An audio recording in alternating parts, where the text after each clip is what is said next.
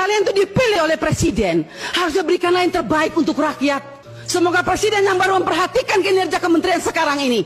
Yang tertinggal tetap tertinggal, yang guru menangis tetap menangis. Mana keadilan sosial bagi seluruh rakyat Indonesia, Pak Menteri? Saya sangat kecewa. Saya mau tanya sekarang, jawab. Apa Anda pikir semua kepala dinas bersih? Oh tidak.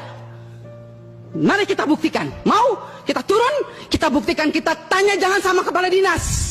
Tanya sama penerima PIP. Itu baru bisa dapat jawabannya. Kalau Anda hanya turun-turun hanya di dinas, semua jawabannya bagus, bagus, bagus. Tapi coba turun ke rakyat. Turun ke penerima orang tua. Kalau nggak lihat itu orang tua punya air mata. Omong kosong. Nama ada, SK ada, uang nol. Sampai hari ini. Baik. Jadi kalau kita mau bicara soal anggaran, Pak, jangan ditambah. Tuhan juga tidak ingin semua uang negara ini hilang. Saya yakin dan percaya sampai ini anggaran turun. Karena Tuhan itu lihat air mata orang miskin. Jadi kalau anggaran turun jangan marah.